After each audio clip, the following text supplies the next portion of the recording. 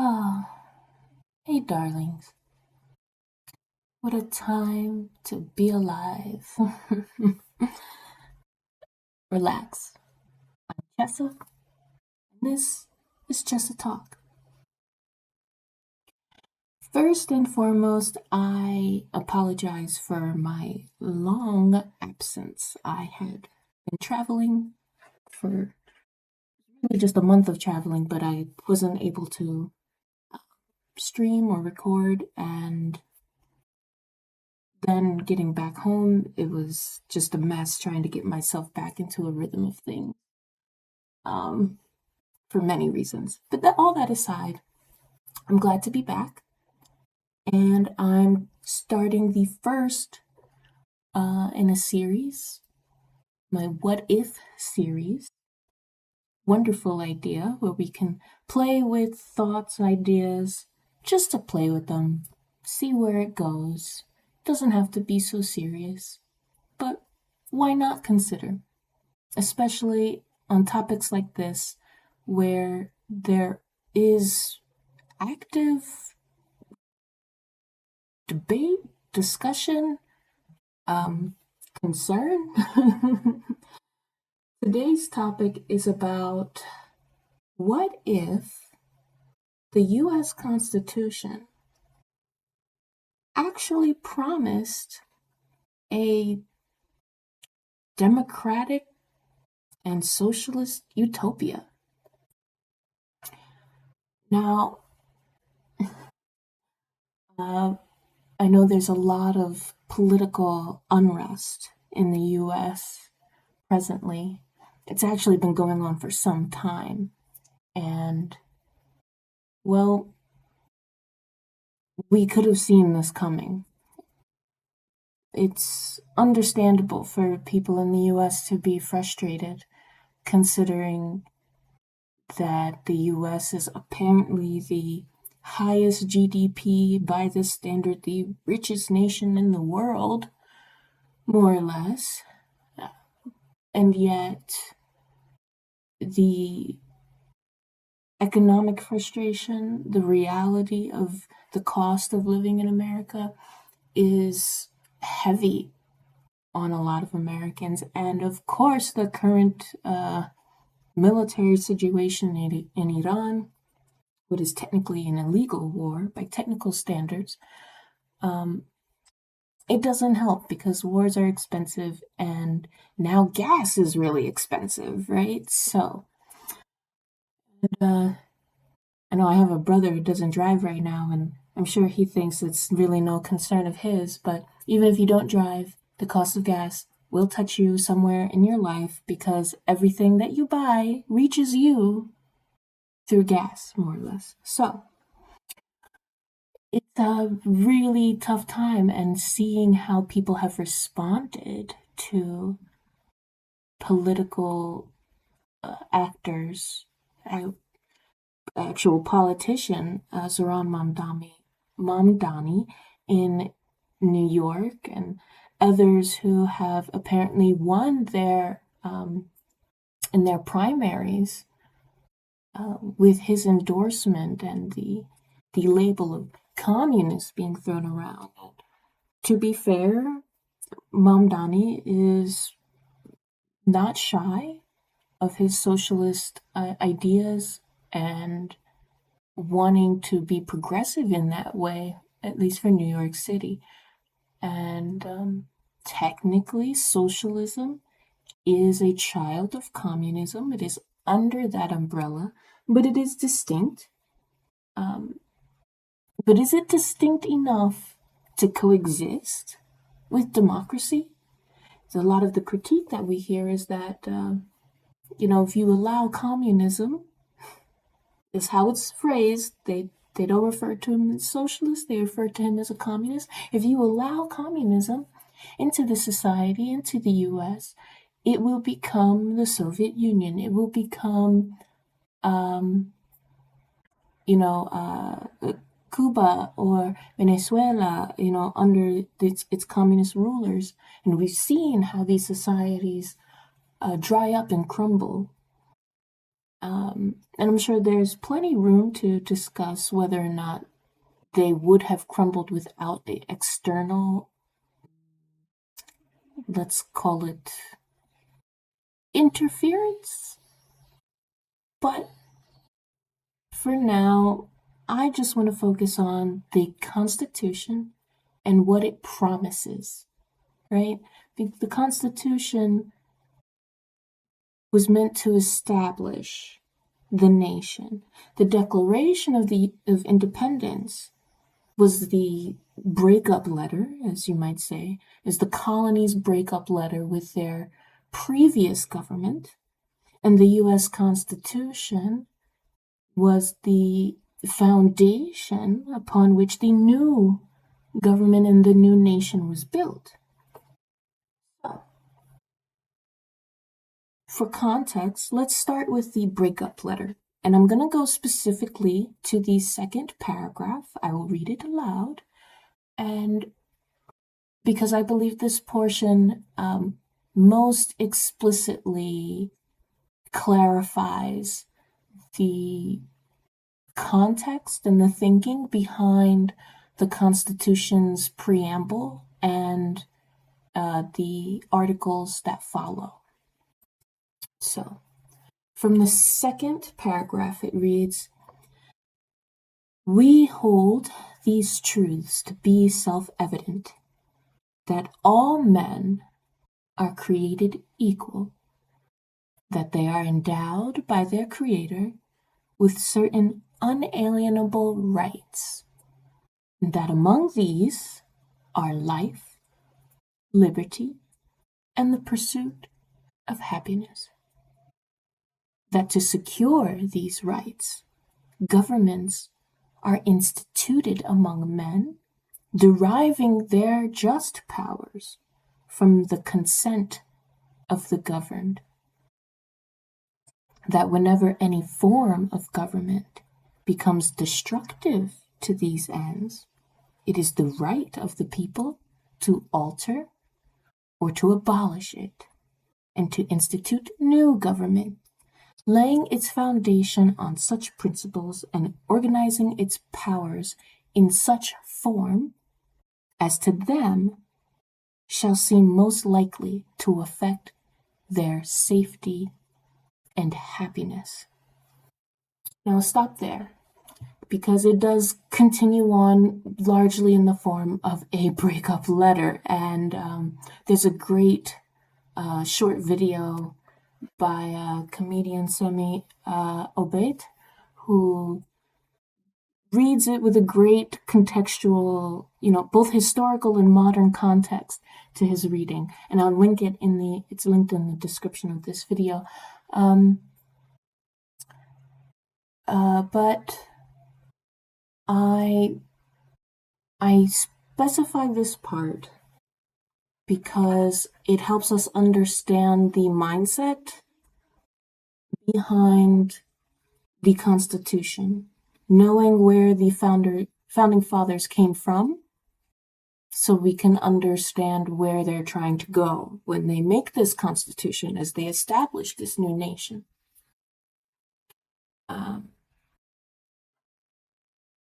One thing I do want to highlight specifically, it's talked about recurrent in the U.S. It's a big part of U.S. Self-identity and culture, and how we understand our rights in the U.S., that all men are created equal is the obvious. The founders didn't exactly live up to their own principles and beliefs, but that's very common with humans. We can have ideals, and ideals are, in a sense, they're perfect, but humans are not perfect, so we fall short. But it does seem that the point is to always move closer to the ideals rather than farther away or settling with staying short and never trying to progress, right? But these were the ideals. All men created equal, with unalienable rights. Very specific, they say certain unalienable rights. that among these are life, liberty, and the pursuit of happiness. They don't name any more, as if you read the full declaration, they do not go on to list any other unalienable rights. They specify these in particular, these three, and it seems clear that they recognize there are likely more. But their whole thinking, their founding of all of this is on the principle of these three: life, liberty, and pursuit of happiness. And they make it very clear governments are created by humans to secure these rights. Life, at least with the government they intend to create, is meant to secure these three of the unalienable rights: life, liberty, and pursuit of happiness. So they then go on to establish the Constitution. And the Constitution is made up of essentially three parts. There's the preamble, there's the articles, and then there's the various amendments. And these three parts work in different ways. Preamble is an introduction, right? It is a statement of principles that allows one to understand the rest of the document in its intended context, right? But the rest of the document isn't really about principles. The principles are already made clear in the preamble. The articles are really just the rules, the original rules setting up how to play this game, right? So you have the preamble telling you what this nation stands for, what this nation means, what it's about, and then you have the articles telling you these are the rules of the game. These are the rules, the limits, the lines in which you can use the tools, apply the tools, and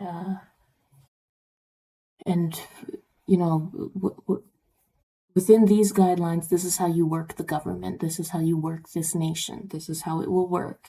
And then the amendments are really the only living part of the document, because the amendments, as the name suggests, are amending, they're adding, and it's a continuous process, right? There are no new articles. The articles are the articles, period. That's the rules. That's how the tools are used. The amendments add clarification and expansion as time goes on and new situations are met, new information is learned, the world changes. It's the adaptive part. So there you have the preamble as the principle, the direction, the compass, if you will. You have the articles as the rules, and then you have the amendments as the adaptive part that will allow us to continue to play this game of new world democracy, potentially until the end of time in perpetuity. I'm only going to read the preamble. The Constitution itself, like the preamble and the articles, are actually pretty short. The articles are very technical, but it's very short. I'm linking all of the text in the description so you can read for yourself. But we don't need the technical rules right now, because we don't need to know, well, how does the Congress work? How to set up? We don't need to know that to do this thought experiment. But the preamble, let's read. We, the people of the United States, in order to form a more perfect union, establish justice, ensure domestic tranquility, provide for the common defense, promote the general welfare, and secure the blessings of liberty to ourselves and our posterity, do ordain and establish this Constitution for the United States of America.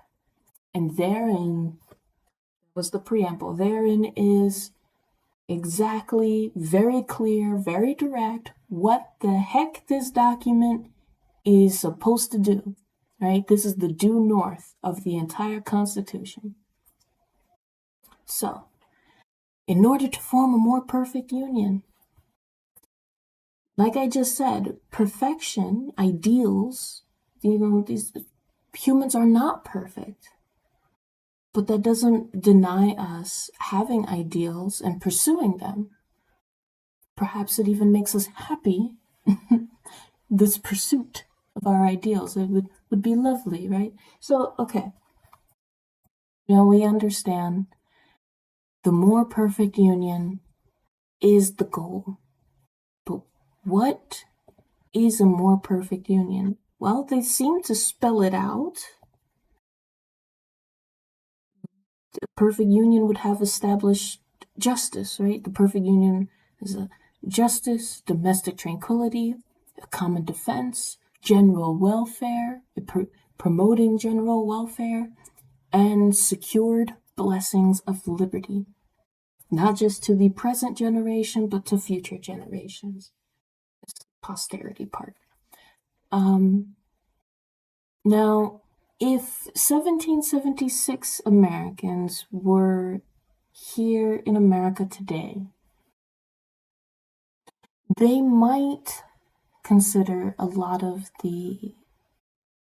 what has evolved to be a perfect union, or a more perfect union, closer to a perfect union. But would they consider it finished? Because it looks like a lot of people have stopped trying to move forward, right? I think that's where a lot of the frustration comes from. Today's politics in the US don't look like they're trying to move forward, just trying to maintain the status quo, to maintain a certain image and standard of what has been, as opposed to meeting the moment in a way that the founding fathers first did, by making this, revolutionary nation that changed the world, of first nation of people united not by class, not by origin, not by language, but by a creed. And this preamble is the creed. These principles, it's freedom, right? So, can these freedoms, this personality of the U.S., can they coexist and unite with socialist politics? Well, American brand freedom is a very specific. It's a specific flavor of freedom. It's not just I'm free to, go wear what I want to wear, or it's we have a very specific way. Most nations now, especially in the Western world, have freedom. U.S. kind of changed the game in that sense, and every other nation dismantled their monarchies, or at least removed their overwhelming power over the people, and took it upon themselves to become, in a sense, self-governed. So, in that way, we were a trendsetter. But the American brand of freedom is just a little bit different. It's pretty recognizable. It's hard to describe per se, but it's in the way how when an American goes to another country, it's pretty easy for them to recognize you're American. But can freedom and socialism coexist? Well, they kind of already do, right? We've seen this in Europe. A lot of the European nations already have a pretty well-established socialist economic policies in their government, but still have freedom. They still have a private business. private property. So it doesn't seem that socialism and democracy are inherently, oil and water, like they could never come together. I don't think that's quite true. But does the text even suggest that we should be doing that? Well, let's argue yes.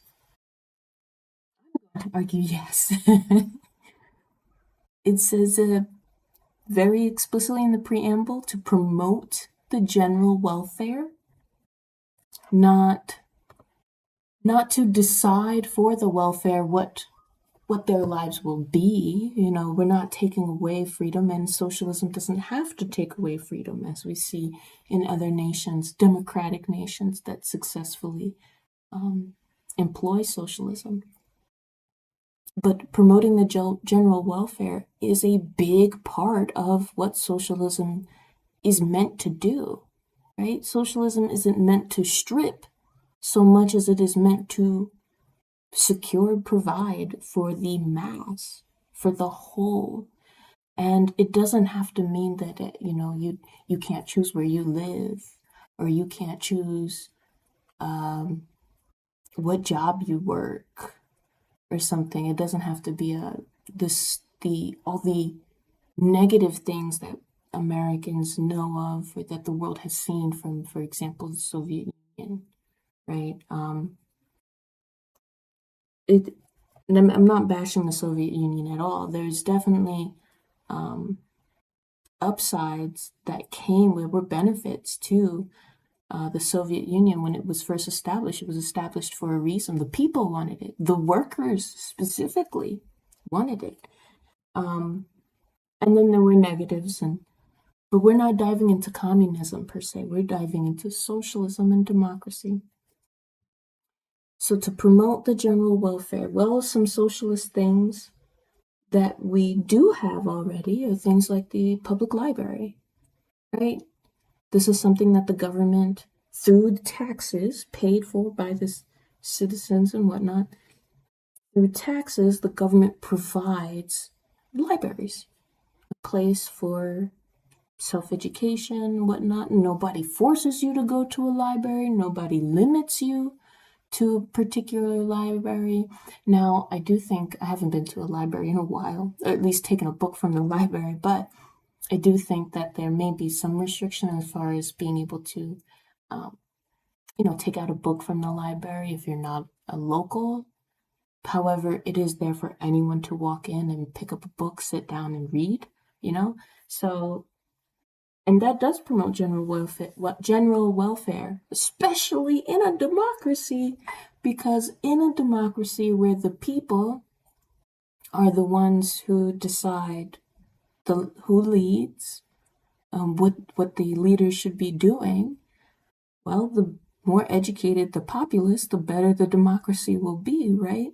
It makes it seem like is it the word irony? When education is typically the first thing on the chopping block when a budget has to be slashed, when we have to cut corners, it's typically education that gets the first hit in the US. So I don't know if irony is quite the word, maybe counterproductive. But we'll go into conspiracy theories at another time, maybe. But for now, the US, from its inception, had already been employing socialist practices in the form of the public library, public park, and even, actually, some extent of healthcare, not universal per se, but I believe it was back in 1790, some 1790s, right? Shortly after the country was born, Alexander Hamilton had instituted a healthcare system, not insurance, but a healthcare system that was tax funded for commercial seamen. The merchants and whatnot, or people who worked out at sea, who went out to the sea, and so on and so forth. And if, watching the Pirates of the Caribbean has taught us anything, not that pirates may have alcoholism issues, but that life at sea does a number on one's health, right? You can see it in the skin, you can see it. It's a combination of things, diet, exposure, whatnot. This particular part of the population, Alexander Hamilton went ahead and set up a tax-funded system for commercial seamen to receive medical care from maritime hospitals. Easy. It was important to ensure that these people who were responsible for trade and all kinds of things,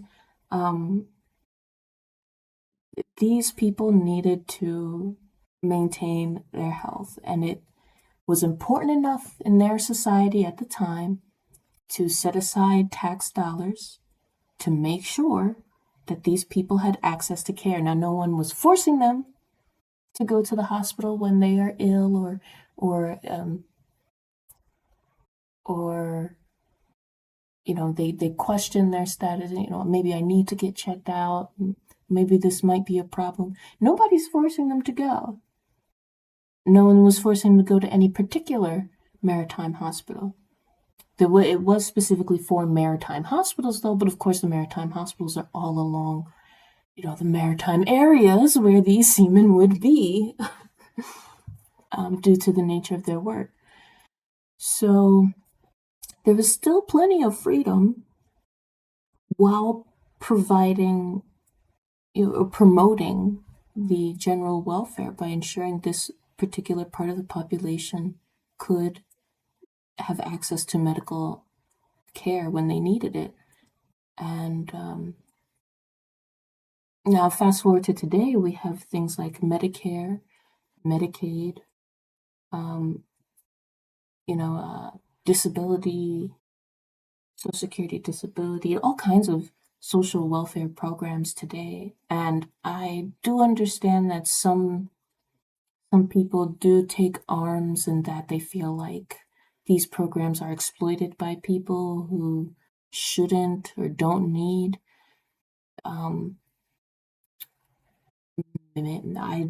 I've heard some talk about how these numbers may be embellished as to the people who are exploiting it, but I really think that is the last of it. Not that it's not something to concern ourselves with, but if it was the case that everyone had access to healthcare, insured, secured by the government, would we even spend time talking about it? Would we, now I've heard people say, well, with universal healthcare, with that kind of communistic approach, you wouldn't be able to choose your doctor. But as we see in societies today that employ this socialist approach to healthcare, you do choose your doctors. In fact, in many universal healthcare systems in many countries, the doctors who work in they'll have some centers, clinics that are specifically exclusively for government systems care for people who are using specifically their government health care. And then there are commercial clinics, right? And the assumption is that, well, commercial doctors would be of better quality and the non-commercial would be the worst care you could get. Not quite the case. In these societies, in these countries that employ these systems, the doctors who work in the commercial clinics also work in the government clinics. They work at both. They have their days here and their days there. And I don't think that their knowledge or skill changes based on the day of the week. So it is certainly possible, feasible to have quality care from trained professionals and get the same level of care that you would from a commercial clinic. Now, would it take away your right to go to a commercial clinic from what we see in the countries that already do it? No. You would still, you could go ahead and take the money from your paycheck and use it to go to a commercial clinic if you so please, or if you wanted care that wasn't secured by the government. For example, should the government be securing your right to a nose job or a boob job that's purely aesthetic and not, health related at all? That's up for debate. But if it didn't, you could use your money to go. So there's actually not a lot of excluding happening. There's not a lot of freedom inhibiting happening when we put these two systems together. So I don't think there would have to be any conflict if they united. But is that what the Constitution actually insists upon? Is that where we're supposed to be going? Maybe if the US didn't become the richest nation in the world by GDP standards, I'm not an economist, but I do go into the explanations and actually run the numbers in my in the first episode where we talk about the ultra rich. Is the US in its unique economic standing, is that where the US is supposed to be going? Ensuring that all people have the basic provisions to secure their life, liberty, and pursuit of happiness? You don't have a life if you don't have your health, right? You need your health, or at least the option to protect, safeguard, and enhance your health, right? You at least need that option. And for life, you also need food and shelter. So is the Constitution promising that when the US gets its game up, per se, it will promote these things amongst us? Because right now, a lot of people are struggling to keep house and home. A lot of people don't have house or home, and a lot of people will never own house or home. The current statistic is that the average age of a first-time home buyer is 40 years old. And considering how less and less people can afford healthcare, that may be close to the end already.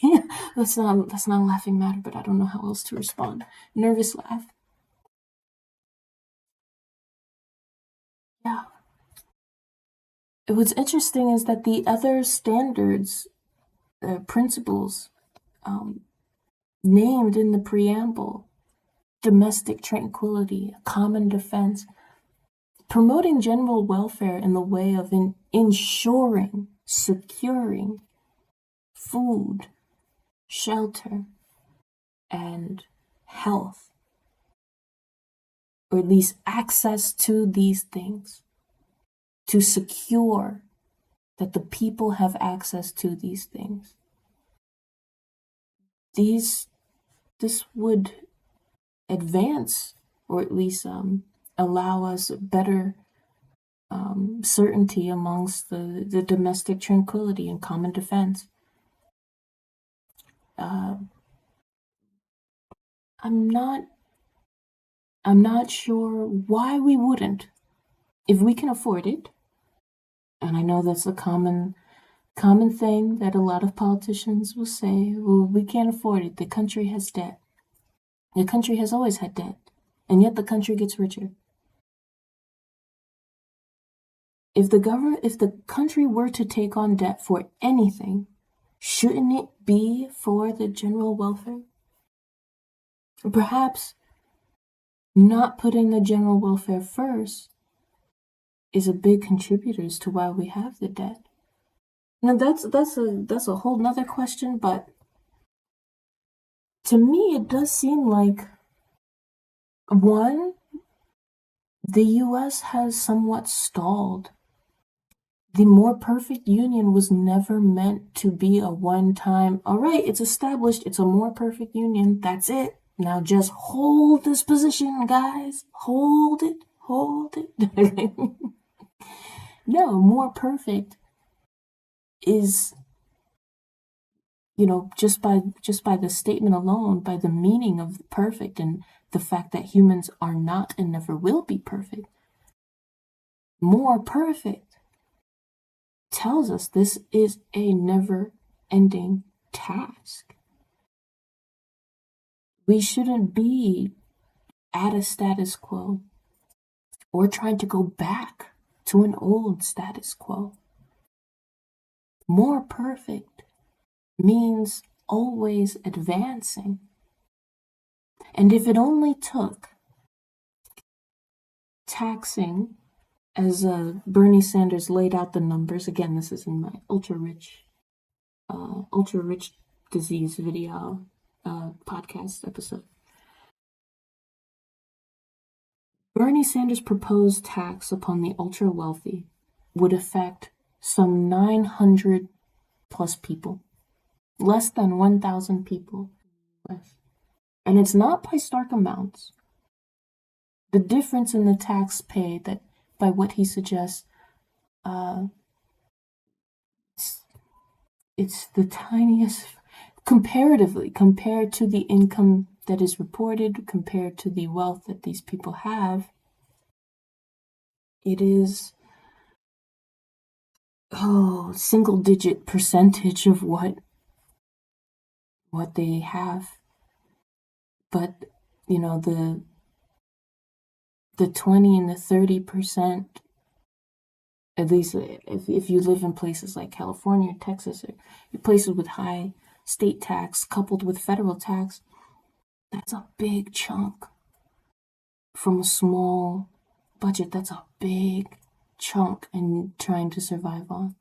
And unfortunately, that's the situation for a lot of Americans.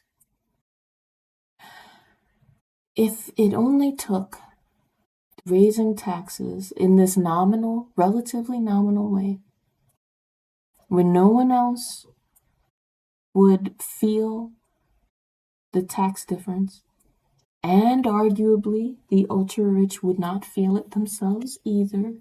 If they did, I would love for them to speak up and say something, to offer a counterpoint as to why they shouldn't have this relatively nominal tax increase. But if that's all it took, and it gave everyone, including the ultra-rich, guaranteed access to healthcare, maybe even a guaranteed food budget, like the food stamp system, which is now on a card.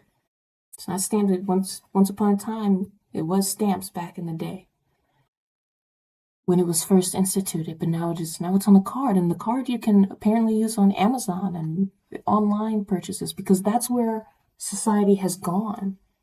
And it's interesting that the mechanism of how food stamps are delivered has evolved to match the times, because that's where we are.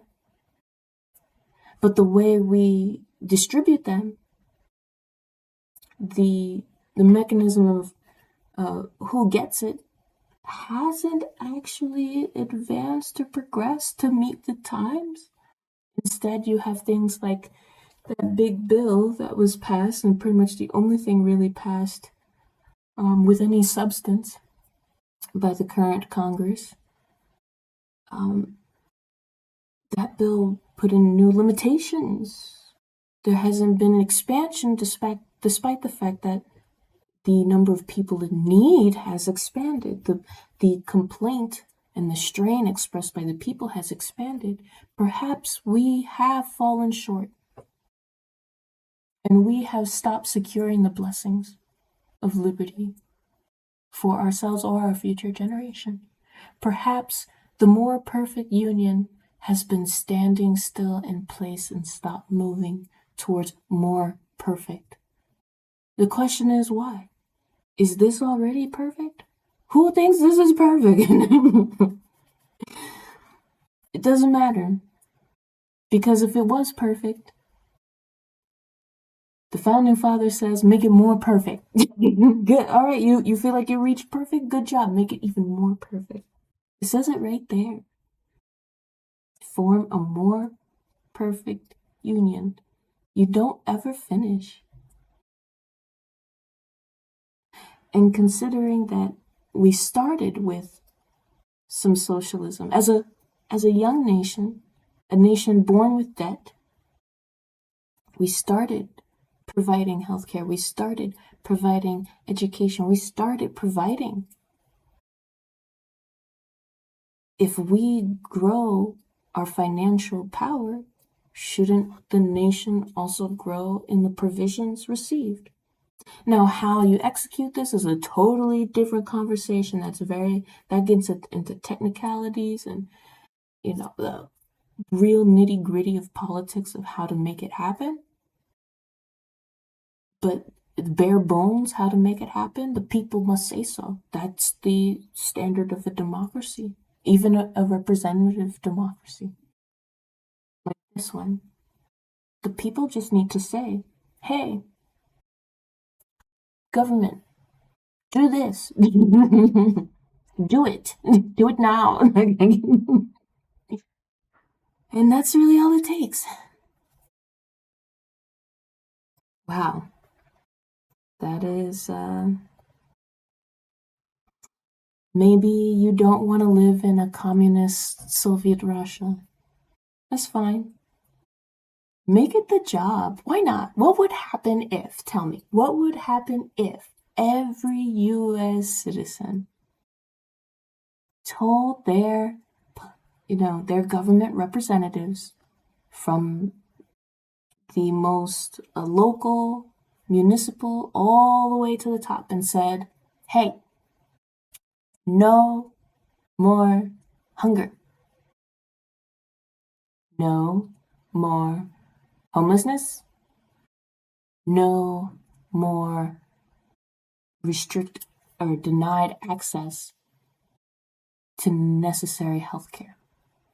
No. The answer is no.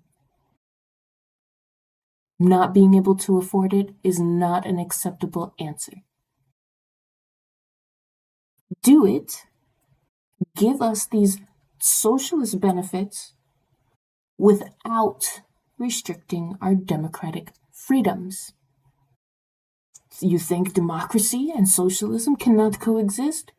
Well, now your new job is to find a way. Get to work. And make it more perfect.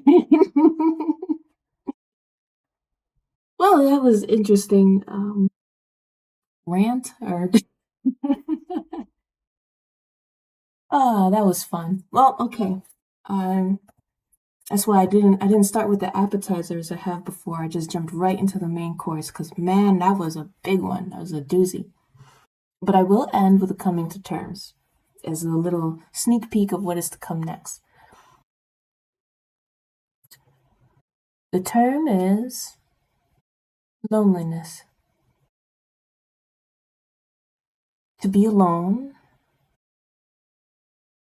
is not the same as to experience loneliness. Because you can be alone and not feel lonely, but you can also feel lonely in a crowd of strangers or a crowd of friends, in a room of family and familiars. It's freaky how easy it is to feel lonely when you have the full access of the internet and everyone on it and the whole world, everyone who can log on gets on and you could talk to them. You could talk to people all day long, and most lonely people do talk to people all day long, whether it's work or school or just online interactions for entertainment.